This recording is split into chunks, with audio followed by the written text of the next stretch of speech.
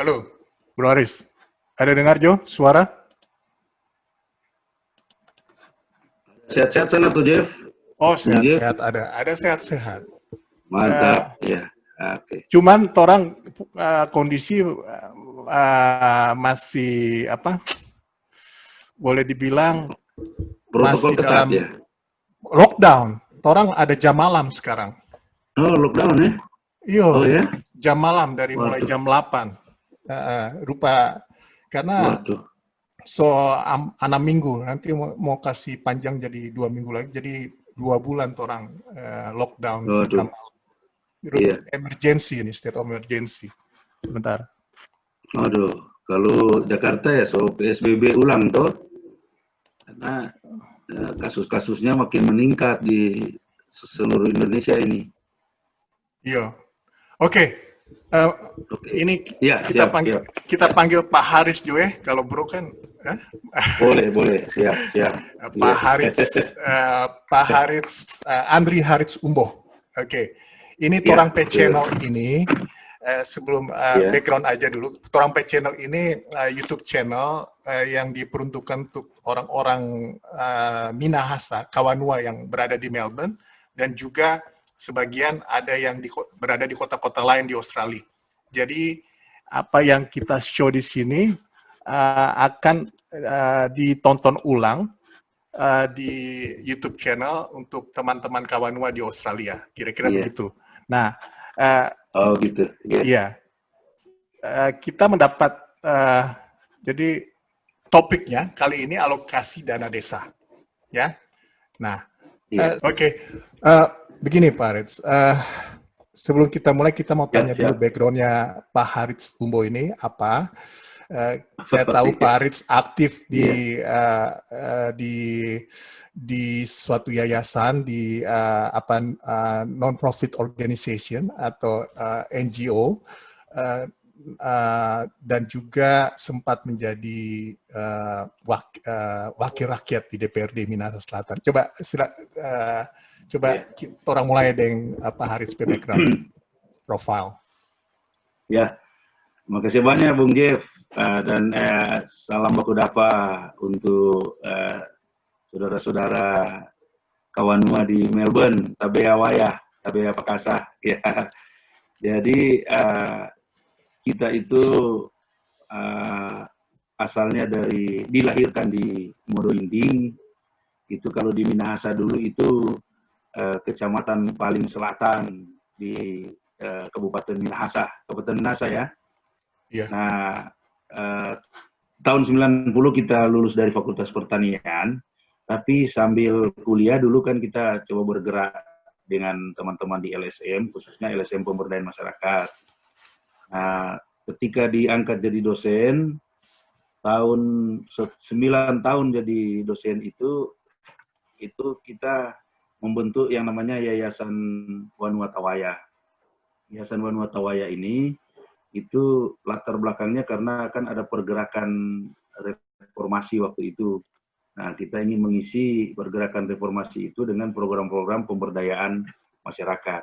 Jadi, de facto 98 Wanua Tawaya muncul, nanti de jure-nya tahun 99. Nah, tahun 99 itu kita bergerak dengan Wanua Tawaya, dan di tahun 2001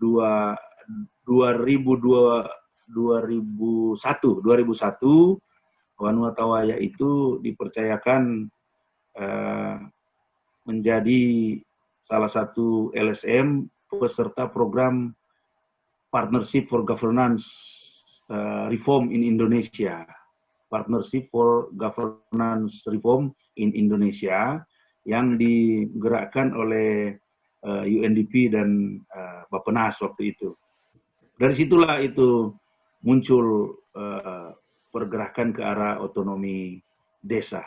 Karena memang pergerakan daripada PGRI, Partnership for Governance Reform in Indonesia ini, salah satunya adalah penguatan otonomi desa. Nah, ketika kita melakukan itu dari tahun 99 sampai 2002, di waktu yang bersamaan tahun 2000 intens itu perjuangan pembentukan Kabupaten Minahasa Selatan. Jadi dalam kapasitas sebagai dosen sekaligus bekerja dengan NGO, kita melakukan dua pergerakan sebagai di NGO itu kita melakukan penguatan otonomi desa, dan di lain pihak kita karena orang Modo Inding terlibat di dalam pergerakan perjuangan pembentukan Kabupaten Minahasa Selatan.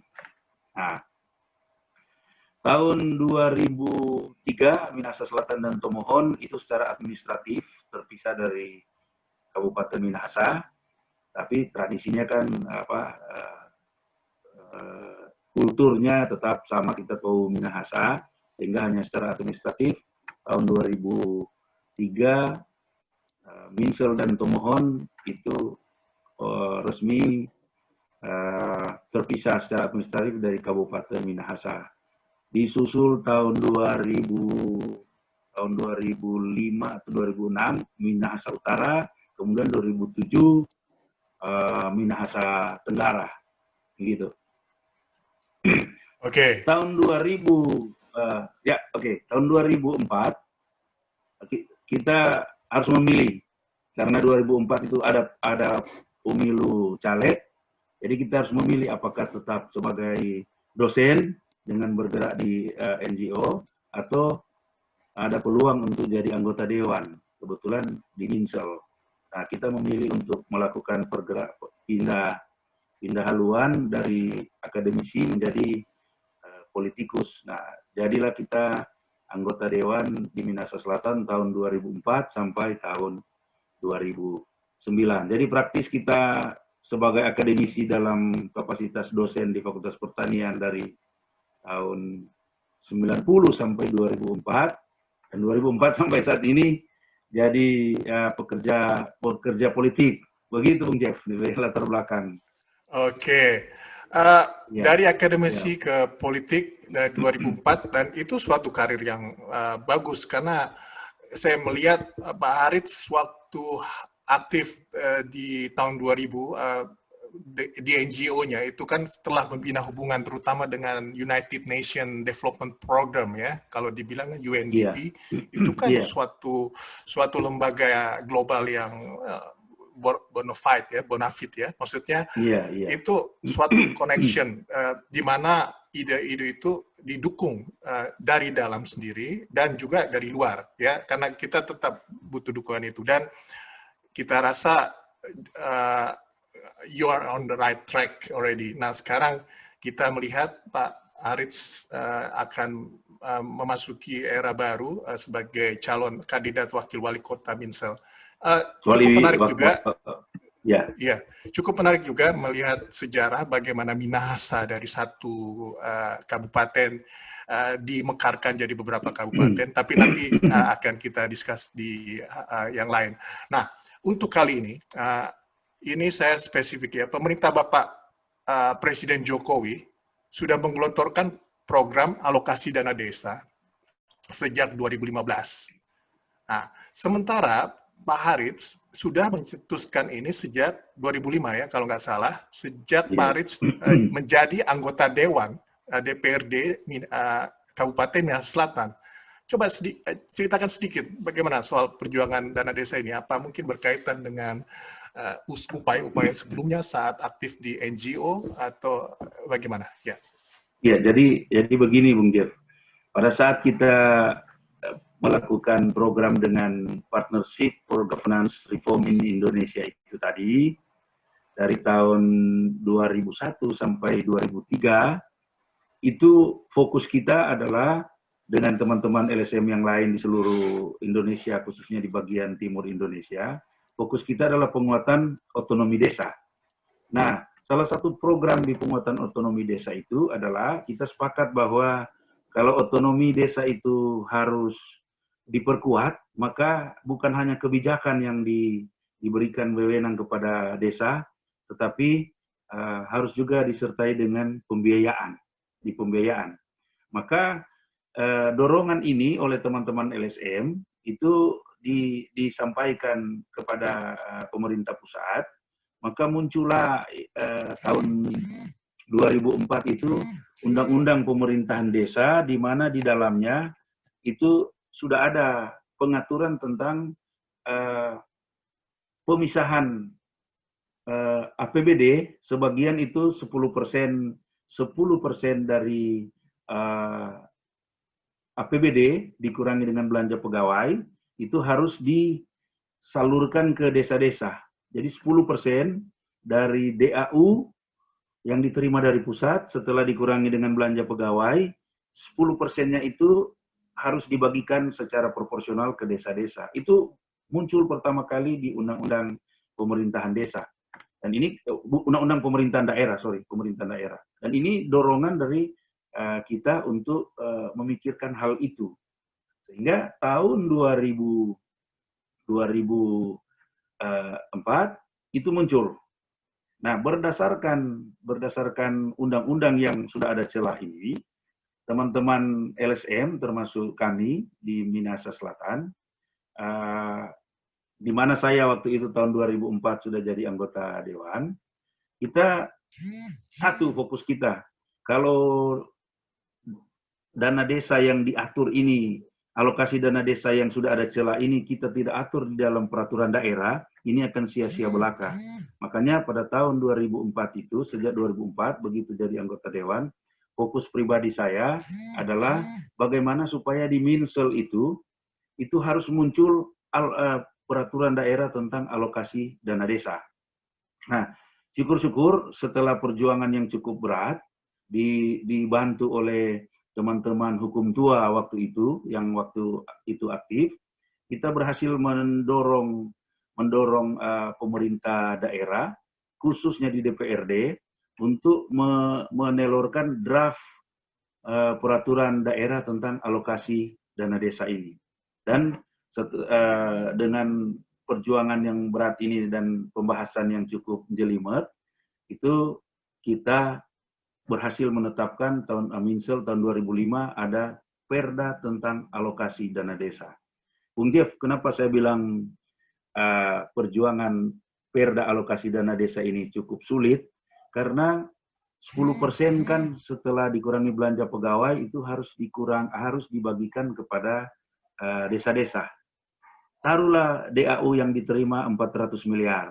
Setelah dikurangi belanja pegawai 100 miliar, berarti masih ada 300 miliar. 10% dari 300 miliar, itu berarti ada 30 M. Bagi pemerintah daerah, membagikan 30 miliar ke desa-desa sangat berbeda itu, dalam tanda kutip ya. Sangat berbeda keuntungannya dalam tanda kutip dengan 30 M ini disalurkan ke proyek-proyek fisik. Ya, karena kan sudah kita tahu bersama bahwa kalau proyek fisik tidak tertulis itu ada fee projectnya. Tapi ketika kita 30 M ini harus disalurkan secara proporsional ke desa-desa, ya tidak ada lagi fee project. Nah, ini menjadi sangat berat bagi pemerintah daerah untuk mengiyakan itu Perda alokasi dana desa. Itu mengapa saya bilang cukup rumit dan cukup ulet waktu itu kita menekan DPRD dan pemerintah daerah supaya Perda ADD ini harus diterbitkan. Dan syukur 2005 Minsel menelurkan Perda alokasi dana desa. Mungkin bukan yang pertama di Indonesia, tetapi di Sulawesi Utara itu Minsel pertama kali menetapkan Perda alokasi dana desa. Atas dasar evaluasi tentang perda-perda yang ada di seluruh Indonesia mengenai alokasi dana desa, maka tahun 2006 itu kan sudah ada desakan dari juga gerakan teman-teman perangkat desa atau pemerintah desa seluruh Indonesia kepada waktu itu Presiden SBY bahwa desa sudah harus berotonomi betul, sungguh-sungguh berotonomi dan diberikan dana untuk itu. Nah, tahun 2006 keluarlah Undang-Undang Desa, di mana di dalamnya formulasi tentang alokasi dana desa itu sudah dimasukkan, sudah ada aturan yang mengatur bahwa desa-desa itu harus mendapatkan pembiayaan 2006. Tapi pembiayaan kepada desa ini masih terus menjadi wacana dari tahun ke tahun, APBN-nya.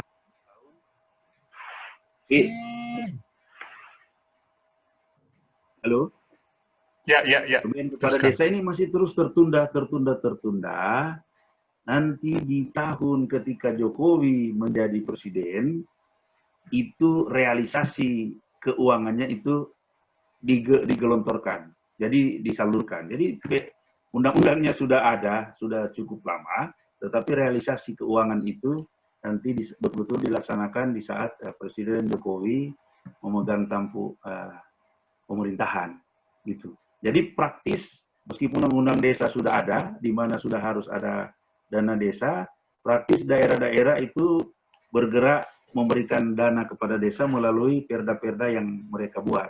Di Minsel tidak ada masalah lagi karena meskipun masih kecil, setiap tahun pemerintah desa di Minsel sejak tahun 2005, 2006 dan seterusnya sampai saat ini sudah menerima bagian dari yang tadi itu, bagian dari APBD.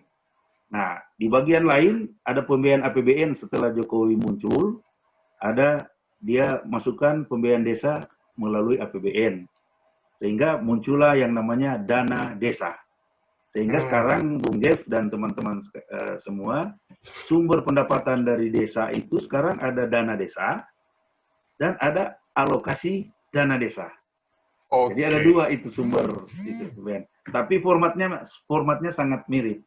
Cuman sumbernya yang berbeda. Satu dana desa dari APBN, alokasi dana desa dari APBD. Oke. Gitu.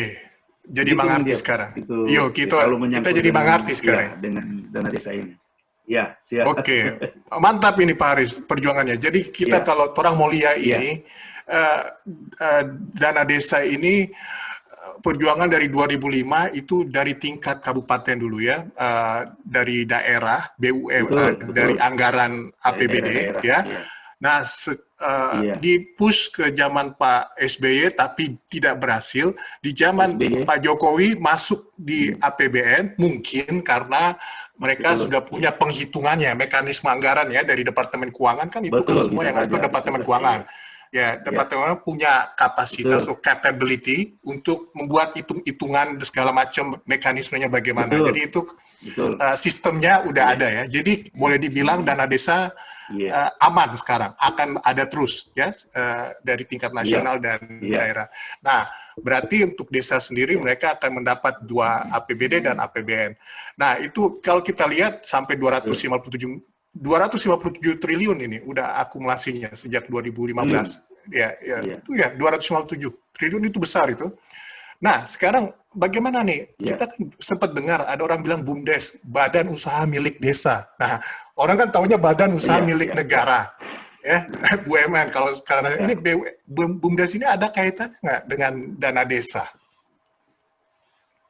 Iya. Jadi Bung Dev, di salah satu yang harus dibiayai baik oleh dana desa maupun alokasi dana desa itu adalah badan usaha milik desa. Kenapa badan usaha milik desa ini dimunculkan?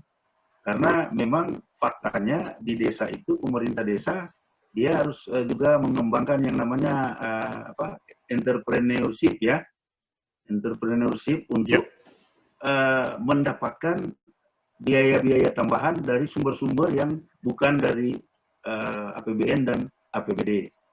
Nah, kan ada sebagai contoh misalnya di salah satu kampung di Motorinding, ketika desa ini akan melakukan usaha dagang, maka itu seyogianya harus dilakukan oleh yang namanya badan usaha milik desa. Jadi kalau kita mau lihat sebetulnya badan usaha milik desa ini adalah turunan dari badan usaha milik negara. Ketika di daerah provinsi, kabupaten, kota ada badan usaha milik daerah, maka di desa itu ada badan usaha milik desa.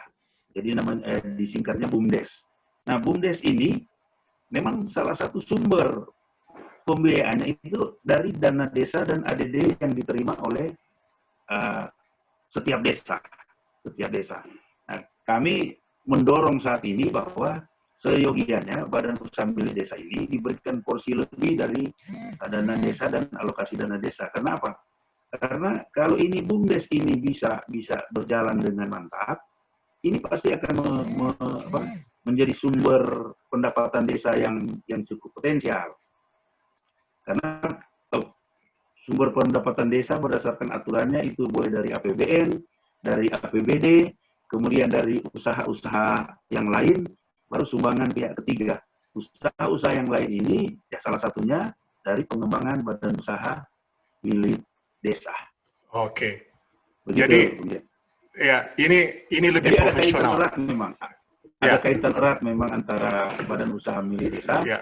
dengan APBN dan APBD melalui dana desa dan alokasi dana desa itu.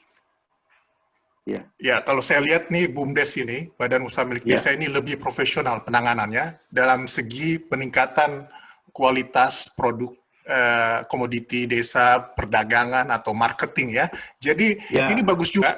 Kalau saya lihat struktur permodalannya ntar bisa dari APBD, APBN dan dari utang bank juga bisa bank daerah untuk ke usaha ini.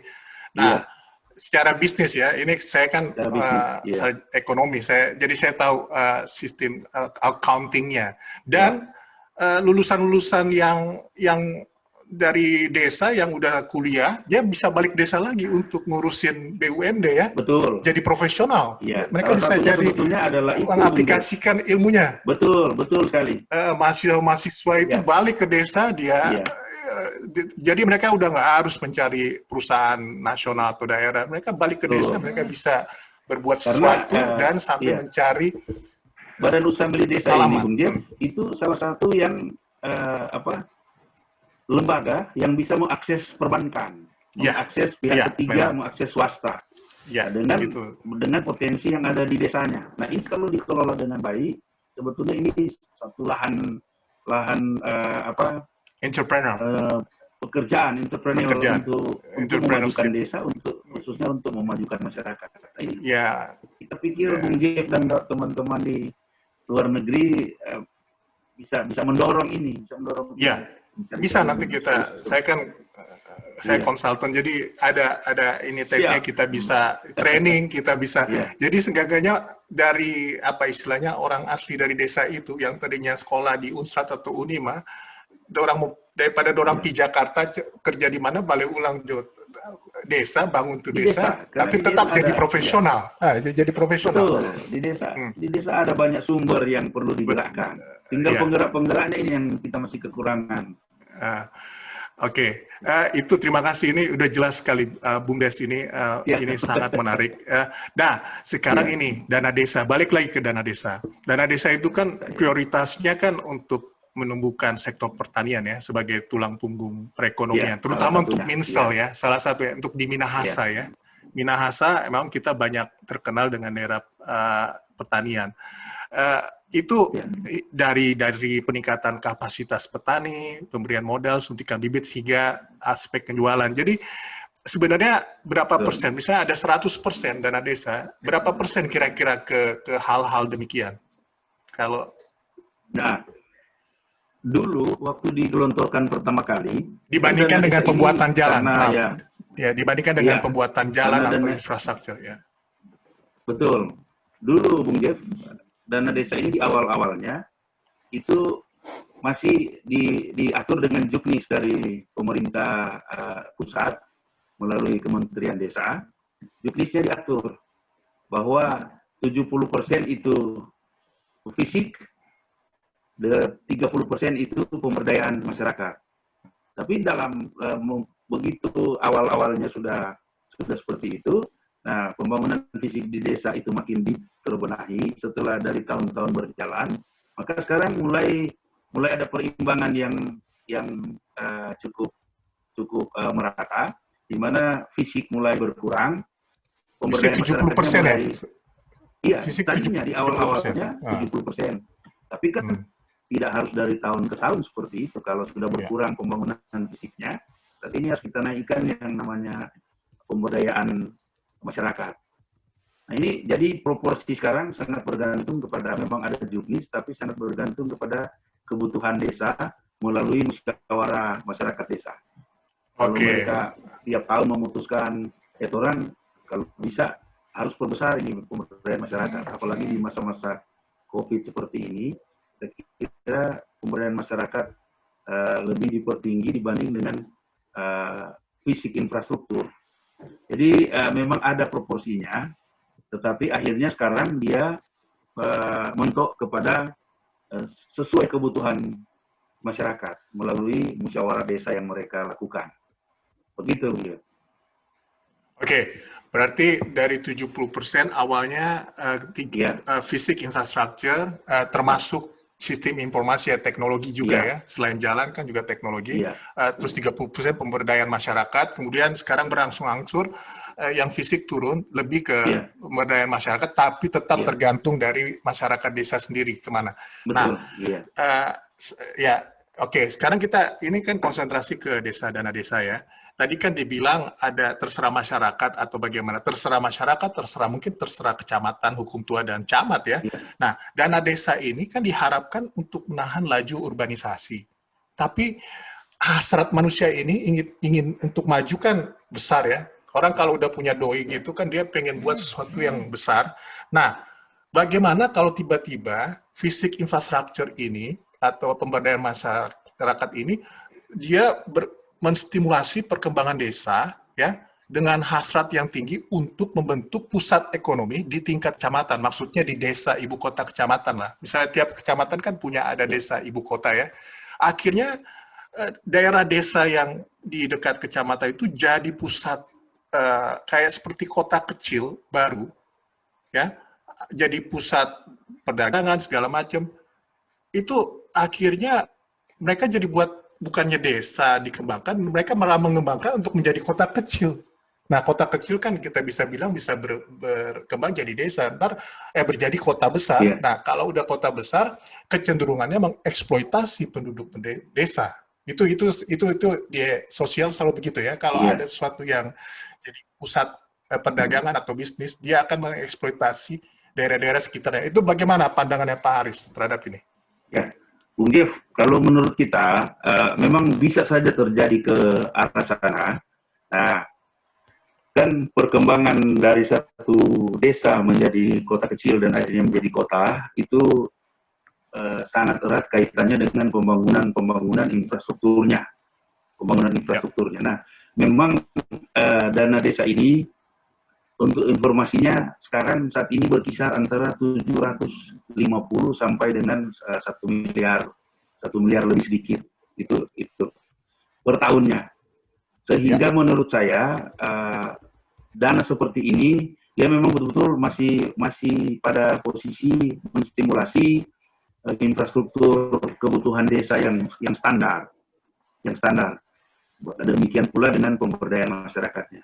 Sehingga menurut saya selain kita tetap menjaga dana desa ini agar betul-betul bermanfaat baik melalui fisik maupun pemberdayaan masyarakat, di kemudian hari apa yang dikhawatirkan oleh Bung Jeff ini harus juga kita proteksi dengan aturan.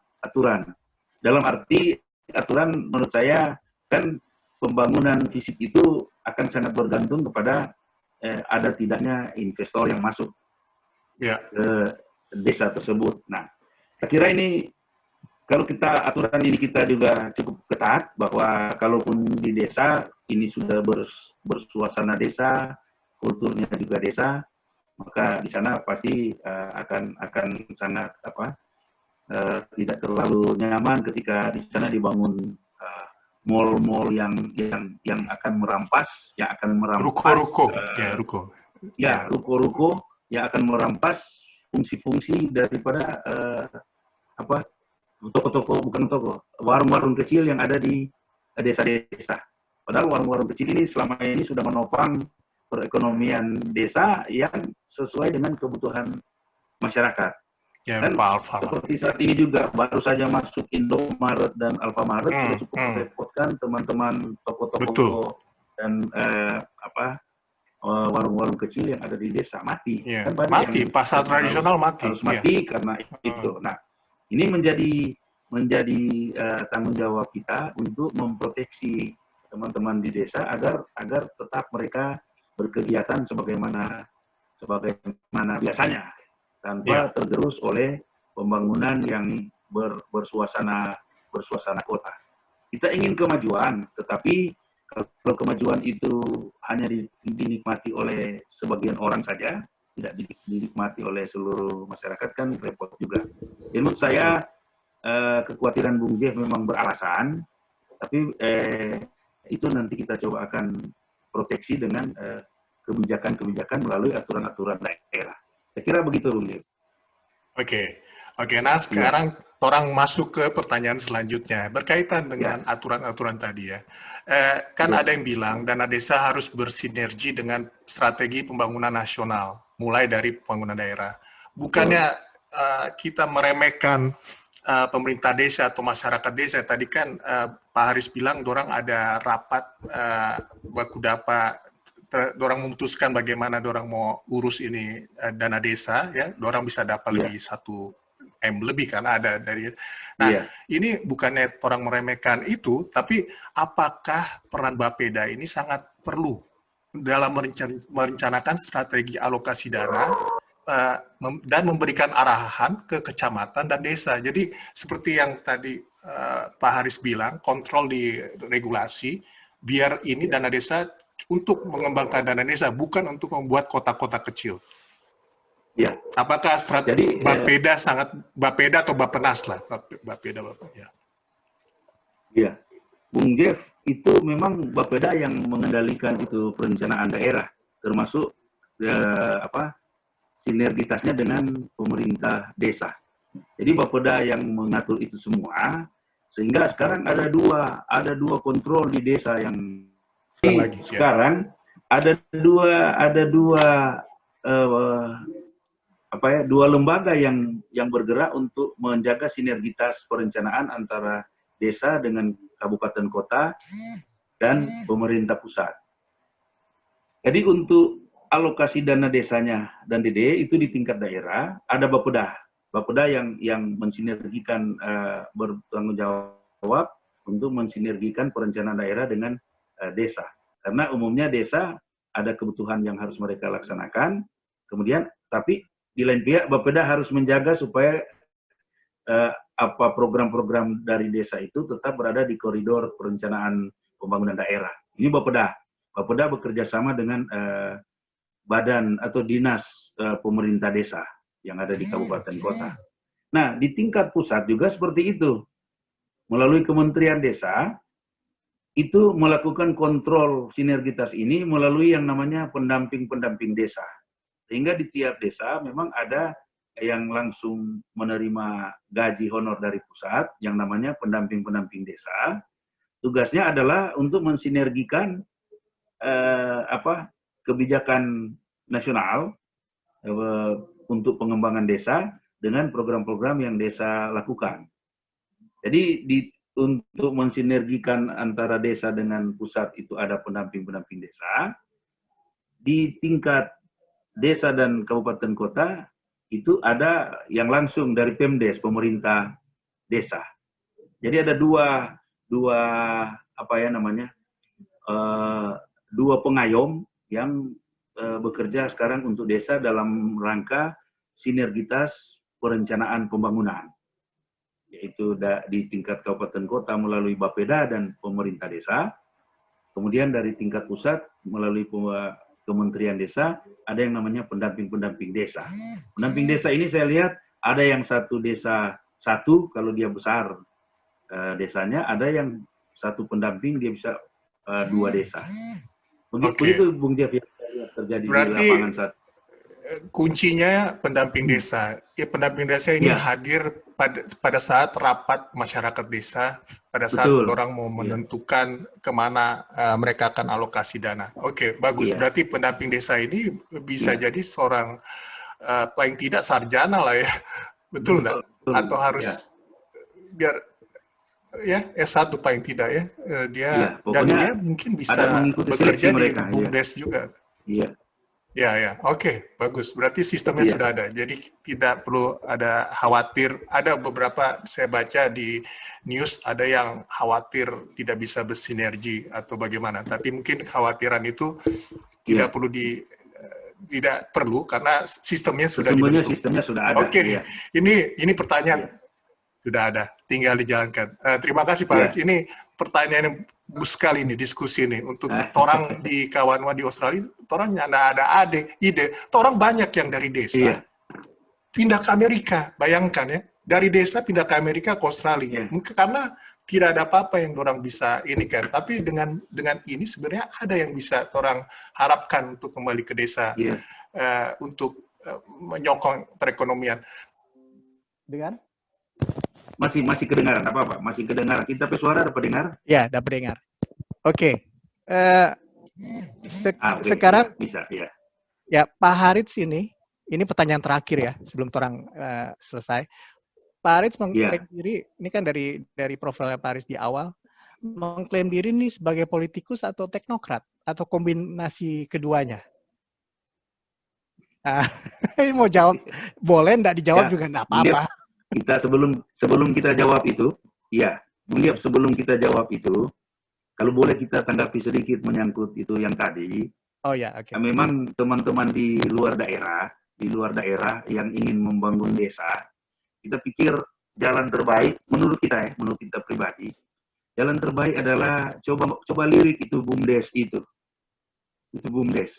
Karena di BUMDes itu ada sistem pengelolaan keuangan yang cukup jelas dan mantap. Kalau orang buat mantap ya. Sehingga kalau teman-teman yang ada di luar negeri yang ingin membangun desa, tidak apa-apa kalau melakukan penyertaan modal kepada badan usaha milik desa. Kenapa saya bilang melakukan penyertaan modal? Karena kalau kita melakukan penyertaan modal, berapapun itu besarnya, mau 1 juta, mau 2 juta, 5 juta, berarti kita ada hak untuk memberikan sumbangan pikiran kepada desa melalui BUMDes ini. Kita peduli, kita ada sertakan ini, kalau boleh orang kembangkan hal-hal seperti ini. Iya. Betul. Jadi bayangkan misalnya di Tompaso ada 100 orang di luar negeri. 100 orang ini menyertakan modal 2 juta misalnya per tahun. Berarti ada 200 juta yang tertambah untuk pengelolaan BUMDes. Dan ini penyertaan modal ini kan bagi hasil. Keuntungan untuk BUMDes dan keuntungan untuk yang menyertakan modal ini. Ini ide yang sebenarnya orang ingin push. Jujur saya dari dulu, karena bagaimana seorang Jeffrey Liando akan membangun kampung misalnya, apakah langsung datang membangun di kampung atau ini tadi ada celah untuk membangun desa melalui penyertaan modal ke BUMDes atau carikan jalan supaya BUMDes mendapatkan tambahan modal selain hanya berdasarkan kepada dana desa dan alokasi dana desa. Itu Bung Jeff kita ide, siapa tahu teman-teman di luar negeri sana. Iya. Itu ide menarik. Itu ide yang bagus dan doable. Bisa dilakukan, doable ya. Itu sangat bisa dilakukan, diimplementasi. Ya asal ada semacam, kalau di sini ada istilahnya business profile atau profile bisnisnya dalam kayak berapa halaman. Betul, ya, betul sekali. Di list anggarannya apa rencana kegiatan apa. Jadi kayak lupa proposal yang orang bisa baca di luar negeri. Orang pelajari, terus orang betul, tentu saja Bung Diep memang tentu saja Bung Diep memang ini untuk hal ini tentu BUMDes memang harus memaparkan dia punya pekerjaan-pekerjaannya yang mampu menggambarkan orang untung kalau orang ada dana. Iya. Gitu, kalau ada modal. Iya. Nah, kalau ini orang bisa lakukan, orang sangat senang hati orang mau fasilitasi BUMDes toh. Kita percaya orang-orang yang di luar negeri soalnya nyada peduli itu untung, yang penting orang bisa kontribusi. Iya, yang penting bisa membangun desa. Betul. Sudah senang orang. Betul sekali. Tetap terjaga saja ini modal. Betul untuk sekali, dietnya, betul. mereka tidak Iya. terlalu mengharapkan. Ini yang kita pelajari Coba Bung Dev, kawan-kawan. ya coba Bung Dev kembangkan Nanti ini dan teman-teman di sana. Nggak apa-apa. yo bisa Iya. global ya. Nah, kemudian yang terakhir Bung Dev itu, kita harus diakui kita ini boleh dikata ada berpindah dari dimensi akademisi, dari harus mengajar orang setiap harinya, membimbing mahasiswa setiap saat, harus berpindah kepada dimensi yang bukan cuma mengajar saja, tetapi itu terlibat melakukan berbagai kegiatan di bidang yang sama sekali berbeda dengan bidang akademisi tadi. Sehingga di bidang politik ini saya bekerja dari 2004 sampai saat ini, sehingga kita lebih memilih untuk kita kira kombinasi keduanya yang saat ini sedang kita kerjakan, karena tanggung jawab akademisi ternyata tetap melekat di mana-mana ada saja niat untuk mau mengajarkan sesuatu kepada orang lain, transfer ilmu, transfer pengetahuan dan lain-lain. Di lain pihak kita harus berpolitik praktis, harus berpolitik untuk bagaimana menggolkan itu kegiatan-kegiatan, program-program yang bermanfaat untuk masyarakat. Jadi tidak apa-apa Bung Jeff kalau memang kita lebih memilih kita ada di kombinasi keduanya kelihatannya ini. Iya, itu udah talenta ini untuk Pak Andri Haritsumbo ini sudah so talenta ini, maksudnya bisa komunikasikan kedua. Dan ini yang kita pribadi, pandangan pribadi, emang ini yang diperlukan untuk Indonesia kan, maksudnya dari skala daerah, dari skop daerah, terus ke nasional ya. Oke, sudah orang di akhir diskusi. Jadi terima kasih. Ini Pak Harits ini sibuk sekali dari akhir minggu. Rencana orang dari hari Sabtu Minggu Maret memang sibuk sekali dan Pak Harits sedang. Bung Jeff mau closing statement kalau boleh, Bung Jeff ya? Ya, silakan closing statement kita selesaikan diskusinya. Ya. Iya Bung Jeff. Jadi kepada seluruh teman-teman khususnya di channel ini, kita tahu channel mungkin di Australia sana, orang tahu bersama bahwa sekarang sementara ada proses pilkada di seluruh Nusantara ini. Di Minahasa Selatan ada, di Provinsi Sulawesi Utara ada 6 atau 7 kabupaten kota termasuk provinsinya, termasuk gubernurnya. Nah, pastilah orang punya pilihan yang berbeda-beda sesuai dengan pengamatan dan penelitian kita terhadap calon yang kita akan dukung. Cuman kita ingin memintahkan dan menyarankan dalam keberbedaan ini, kalau boleh sawok rona satoro seluruh masyarakat yang ada di luar negeri menularkan pemikiran-pemikiran demokrasi yang mantap kepada saudara-saudara kita yang ada di kampung-kampung, supaya orang boleh berpesta demokrasi, biarpun berbeda-beda, tapi itu keamanan, kedamaian, ketertiban harus orang jaga bersama. Kenapa ini kita ingin mohonkan dari saudara-saudara yang ada di luar negeri, karena kita yakin teman-teman, saudara-saudara yang ada di luar negeri sudah ketularan yang namanya demokrasi yang sebenarnya, demokrasi yang bagus. Nah, ini perlu orang tularkan kepada saudara-saudara, teman-teman, dan famili orang semua di kampung-kampung. Makasih banyak. Tuhan bukan kiranya lagi, tapi pasti dan pasti akan memberkati orang semua. Jaga kesehatan semua orang supaya tetap sehat, tetap boleh berhubungan, tetap boleh dalam tubuh yang diberkati semua. Makasih. Terima kasih Pak Rits. Tuhan berkati selalu perjuangannya Pak dan teman-teman semua. Orang bilang pakatuan wo pakalawiran. Nah, makasih banyak. Sama-sama Bung Gil ya. Oke.